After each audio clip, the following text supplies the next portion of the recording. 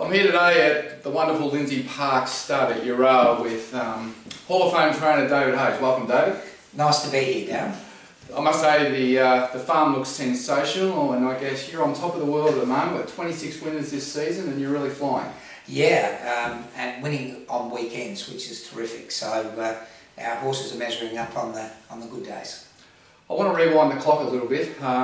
When I fell off the vine in 1965, I grew up with the legendary C.S. Hayes dominating, and you followed in his footsteps. One of the questions I wanted to ask you, David, is your earliest memory when you fell off the vine in '62. What's your earliest memory in horses and racing? Because you would have grown up with that as part of your life. Probably my earliest racing memory is Dad always said I learned to read from the best bets. One of my favourite things to do was on a Thursday when the best bets came out, I would mark off all the trainers and how many runners they had. And they used to put a best bet special up on the winners. My earliest memory is that when I used to get very excited when Hayes' horse was put up as a special by best bets. Tell me, growing up as a young fella, at Lindsay Park, were you always going to be a horse trainer? Yeah, I really, I can't remember wanting to do anything else. I always admired my father and always wanted to follow in his footsteps. And your first winner? A horse called So Surprising. It was my first runner and it won before lunch. We set it up to kick off the season and it won a Gawler. And on the same day I had a winner at Flemington, a filly called Pacific. Fantastic. You went on to train many winners and then you made the decision to go to Hong Kong. What was behind that? Basically, I'd had a terrific run. I'd won all the majors in Australia and 5 premierships in Melbourne. And I had a horse called Fra and I went over for the international races. And I spent the week there looking around and thinking, gee, this looks a fantastic place. And how internationalised it was and how exciting it was. And it just gave me the urge that I wanted to. And the hardest thing was to talk my father into letting me go. We were having such a good run, he couldn't understand why I would want to go. And I eventually talked him into it, and then I applied, and there was a lot of people who went for the job, and I'd just won the Melbourne Cup, and he had a very big Flemington Carnival, and they gave me the job. I won the Hong Kong Jockey Club plate, and I got a chance to talk to the big boss, and he was quite surprised, as a lot of people were, that I wanted to go. Hong Kong was fantastic for you, and then you made the choice to come back to Australia and start again, essentially. Yes. And I guess by your lofty standards, it was probably the restart was as harder than your initial start. Yeah, the restart was pretty good. We had 4 very big years, and that's when I had Lindsay Park, Adelaide, going into Melbourne. But I got very, very sick of the travelling. We won, I think, 37 Group 1s in that period and a couple of premierships, 19 million in 1 year. So it went pretty well. But then when I decided that I wanted to have a change in lifestyle, which was not as much travelling. I wanted my children to have a property in Victoria. I thought Victorian racing was going places and South Australia was stagnant. I put Lindsay Park on the market and decided to develop a property here, and probably redeveloping this place slowed me up for 3 years. It set me back 3 years, and I'm training a number of horses now that I'm more comfortable with. In the height of the Lindsay Park days, I was by numbers the biggest trainer, and I got a bit sick of that, and I just love the size we are now, so more manageable and you can be more on top of your horses. How many do you have in work over? We have 150 horses in work, always have 30 in Melbourne rotating in and out of the stable, and that's a nice number. I tried to do it with less, but we commercially couldn't do it. Having such a big private property, we needed the numbers. But that's about half what I was in our big days when Dad and I were doing it.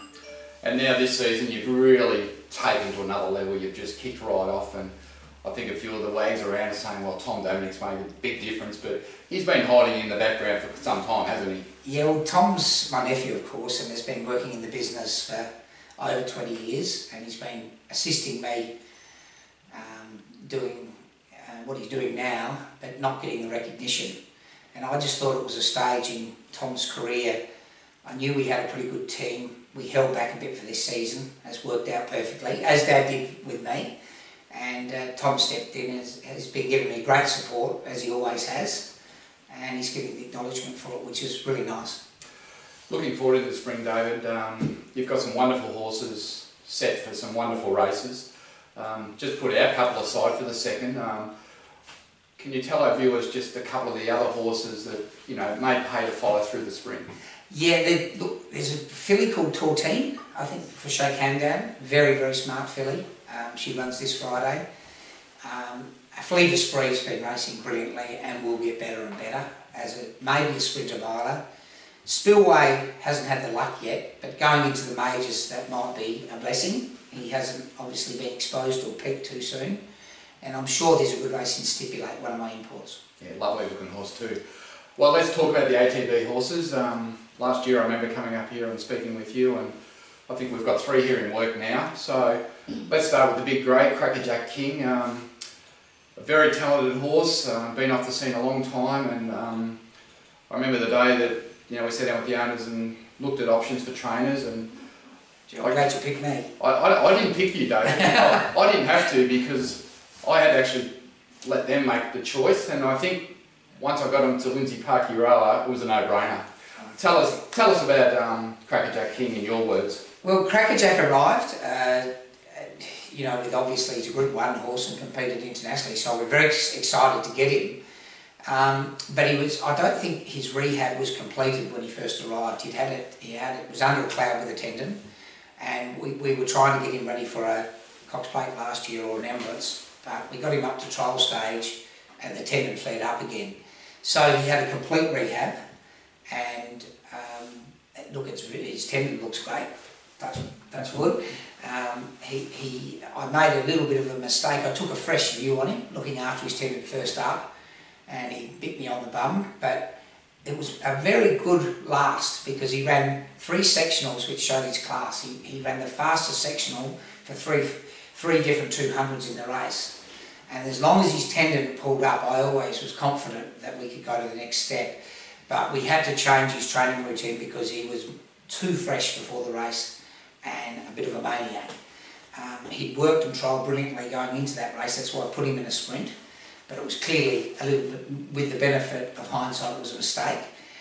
We increased his work, he trialled well, and then he got the cleaner at his next start, a very fit cleaner. We followed the cleaner and we just flew out, but I thought he ran as good as any of the weight for age horses in that race. Poured the work into him again, and we nearly got away with the bold plan in the Underwood, but he did show everyone that we've got a Group 1 horse and is not far away from picking up one of these races. How good is he, David? A genuine Australian Group 1 horse. He's got a terrific turn of foot, and I'm sure he'll get better with racing, because he's just getting that 10% better before the pre-match with him is much better than it was 3 weeks ago. I think he'll be able to make it to the Cox Plate, being a natural front-running type of horse. Obviously, if the cleaner's there, he's not going to be leading, but he's going to give it a shake if he gets there in one piece. Yeah, I'd say he'll be the first horse to the cleaner, and he will give it a shake. I think you'll see him go very close to the Turnbull, and the Caulfield Stakes is a race that I've got in the back of my mind that I think he can really win. And Firehouse Rock was a good winner, a game winner on Saturday at Caulfield. Did only his 3rd run for us? Yes, he it's a surprising horse. He was bought for speed, and he's a good stayer. We're a bit concerned at a couple of his early trials, but he's just, every time at the end of his work, the longer you work him, the better he gets. He's got a fantastic constitution. He's very sound, loves the work, and looks like for me a Blackfriars type or a Kibbutz that we had at the same stage. And I know he's going from really his first preparation into a derby, but that's what Kibbutz did and that's what Blackfriars did. So it can be done. There's a real sense of timing about this horse for the spring, isn't there? Yeah, he's landed on his feet. To win his maiden and pick up 170,000, I've been lucky enough to win a lot of maidens, but not one as good as that. And the program is so clear-cut, barring injuries. A classic derby prep he's going to have. He's going to run 2 weeks in the first 1800 metre race at Flemington. 2 weeks after that, the Norman Robertson, which is I think called the Caulfield Classic now, 750,000, and then 2 weeks into the derby. So you know, it's a really clear path for him towards the Derby. It is. And our third horse, Dorsibus, he just come back into work, just a young horse, maiden. We gave him one start at Geelong in the winter on the synthetic, and he pulled up shin sore, but he showed a little bit. Yeah, he did. There's a YouTube going out of him doing his evens for the first time back today. He carries himself well. So, look, he will improve. A lot of horses at their first run when they pull up shinny underachieve. But at different times I've seen enough from this horse, and I thought his maturity, he's definitely improved. And I guess, David, just want to ask you some basic questions now about yourself. You're a family man, you've got young children? Yes, I've got a daughter who's not interested, but she is a fitness fanatic and a personal trainer. I've got 3 sons that are very interested. They all like work and they all help me. And the reason I put so much money into this property and is because I've got 3 boys coming behind. And they're sort of managing university and track work at the moment. And in terms of going forward, what is the one race on the calendar now that you would just love to win? Obviously the Melbourne Cup. It's been 20 years since I've won one, and it's so much harder to win now than it was 30 years ago anyway. Jern had to beat some internationals, but now half the field are internationals. It's a real international race. And another race I'd love to win, maybe with Crackerjack the Cox Plate. That's a pretty good race. You've got the best horse if you win that. We might have a drink that night, David. I think we will. Well, David Hayes, thanks. Pleasure.